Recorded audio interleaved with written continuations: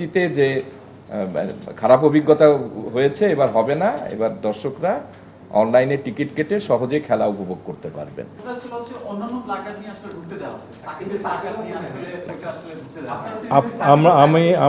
আমি যেটা বলে নিই,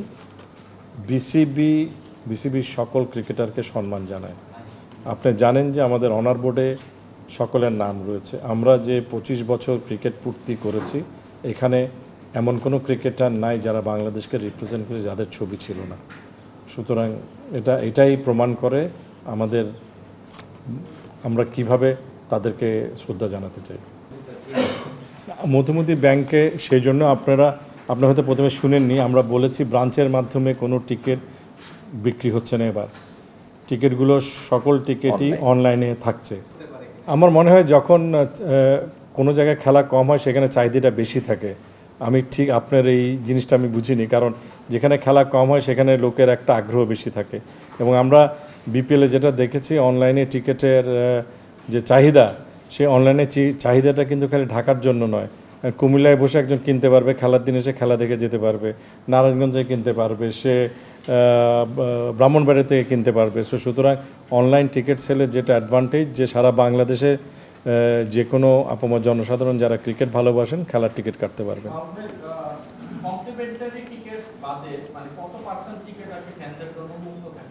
মিনিমাম 70% টিকিট উন্মুক্ত থাকবে।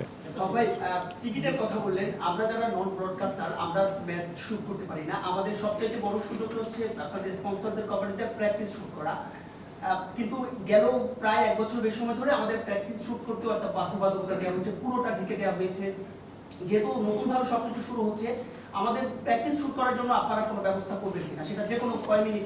দেখেন, প্র্যাকটিসটা শুট করার জন্য যদি কোনো বাধ্যবাধকতা থাকে সেটা আমাদের টিম ম্যানেজমেন্ট থেকে আসে। শেষ করে নিই আমি, আপনার প্রশ্নটাই আমি পেয়েছি। এটা যদি ক্লোজ ডোর প্র্যাকটিস সেশন করতে চায় team management for technical reasons, তখনই এটা বন্ধ করে দেওয়া হয়। এটা বিসিবির ডাইরেক্টলি আমরা বা মিডিয়া বা আমরা যারা অনুষ্ঠানটা করছি তাদের নয়। কোচ তার টেকনিক্যাল রিজনের জন্যই এটা বন্ধ করেন। কারণ সবাই আমাদের যে স্কিল বা যে টেকনিক যেটা করছেন, হয়তো আপনি ওটা দেখছেন না, কিন্তু আপনি যখন ওটা ইউটিউবে বা কোথাও আপলোড করছেন, আমাদের যাদের সাথে কম্পিটিশন তারা তো কিছু উপলব্ধি করতে পারে। তো এটা বিশ্বের সব জায়গায় আছে, যে যখন বলে যে team practice is close door, এটা ফুটবলেও হয়ে থাকে, ক্রিকেটেও হয়ে থাকে। সো যদি ক্লোজ ডোর থাকে তাহলে ক্লোজ ডোর, যদি টিম ম্যানেজমেন্ট মনে করে যে সেটা ওপেন রাখবে, সেটা টিম ম্যানেজমেন্টের দায়িত্ব। আপনি বিশ্বের অনেক জায়গায় কথা বলছেন, আমরা অনেক জায়গায় কভার করেছি। এইভাবে স্থায়ী সেট আপনি 15 মিনিট বা 20 মিনিট ক্লোজ ডোর হলে একটা সুযোগ দেয়। এখানে কি স্থায়ী আপনার এই চাহিদাটা আমরা টিম ম্যানেজমেন্টকে জানাবো।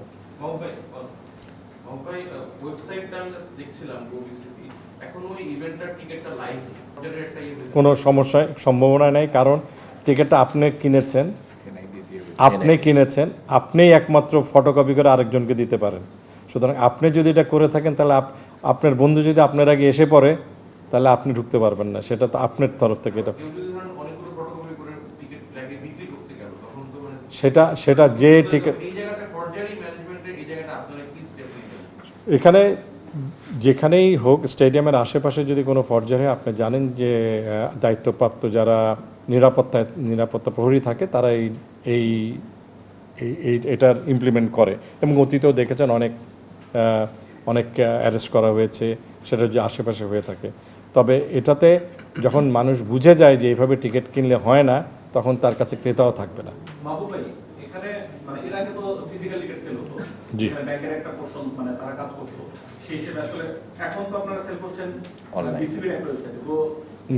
গো বিসিবি।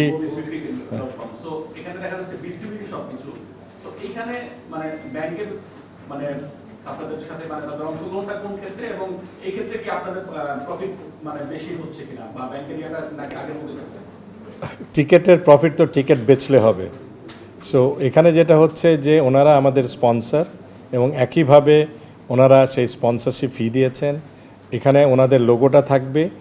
আমাদের যে অনলাইনে যে টিকিট কাটছেন আপনারা, সেটা কিন্তু মধুমতি ব্যাংকে বিসিবির যে কারেন্ট অ্যাকাউন্ট আছে, একটা এসএনডি অ্যাকাউন্ট, সেই অ্যাকাউন্টে এটা জমা হয়। তো ব্যাংকের সাথে আমাদের সম্পৃক্ততা থাকছেই। আপনি কি গত বিপিএল এ খেলা দেখেছিলেন? ওরা মিডিয়া সাইডে না নর্মাল সাইডে?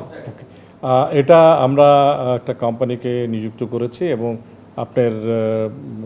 আপনার যে সাজেশন সেটা আমরা নিলাম, কারণ প্রতিটা টিকিট কিউআর কোড সম্মিলিত থাকবে এবং স্ক্যান করা বাধ্যতামূলক, এবং আমরা এটা নজর রাখবো।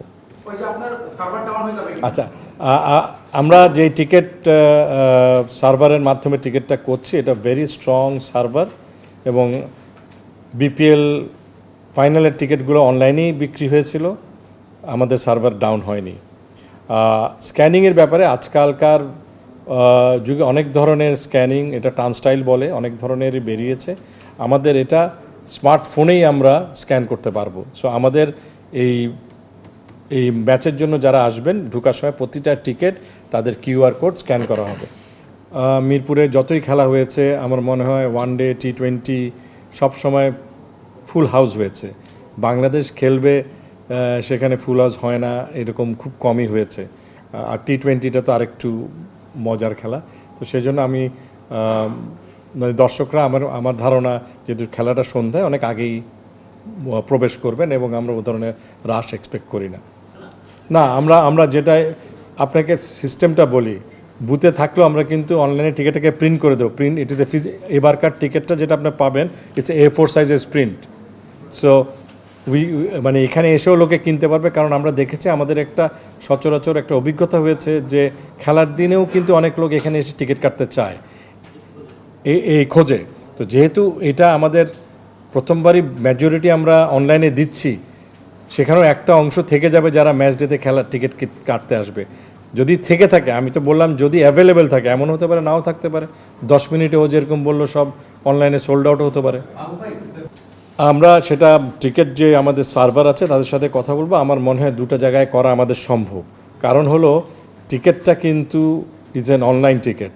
আমি আমার ল্যাপটপে আপনাকে টিকিটটা প্রিন্ট করে আমার প্রিন্টারে আপনাকে সঙ্গে সঙ্গে দিতে পারবো। এটা না যে আমার একদম প্রিন্টেড করে এনে আমার টিকিটটা রাখতে হচ্ছে। সুতরাং উই হ্যাভ ফুল অপশান যে ঘরের থেকেও কিনতে পারবে এবং এখানেও অ্যাভেলেবেল হবে, কাউন্টারেও পাবে।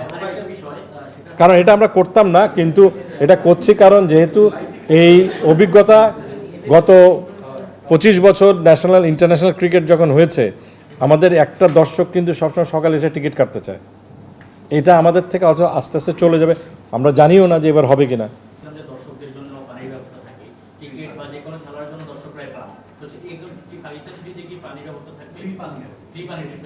এটা এখনও সিদ্ধান্ত হয়নি। গতবার আপনি জানেন মুগ্ধ কর্নার করা হয়েছিল, যেখানে ফ্রি পানি সরবরাহ করা হয়েছিল। সেটা আলাপ সাপেক্ষে এবছর থাকবে কিনা এটা আমরা ডিসাইড করব।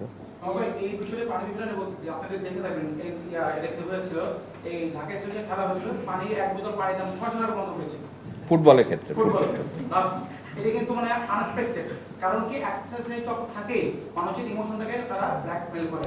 এটা সম্ভব না। আপনি যদি জেনে থাকেন যে বাংলাদেশের ক্রিকেট বোর্ড এবং এই মিরপুর বলেন, আমাদের যেখানে খেলা হয়ে থাকে, সারাদিনে লম্বা খেলা, পানি খেতেই হয়। আমাদের ড্রিঙ্কিং স্পন্সর আছে আপনি জানেন, এবং তাদের পানি সরবরাহ করতে হয়, এবং আমরা সর্বোচ্চ এমআরপি ডিসাইড করে দেই। সুতরাং তার বাইরে কেউ বিক্রি করার কোনোভাবেই সম্ভব না, এবং আমরা এ ধরনের কমপ্লেন ক্রিকেটে অবশ্য পাইনি। আমি প্রথমে একটা কথা বলেছি, terms and conditions and ticket condition. এবারকার টিকিটের মধ্যে কি আনতে পারবে কি আনতে পারবে না সুন্দরভাবে লেখা রয়েছে। সুতরাং যে খেলা দেখতে আসবে সেটা পড়েই আসতে হবে। এটা খালি বাংলাদেশে নয়, বিশ্বের বহু দেশে, না সব দেশেই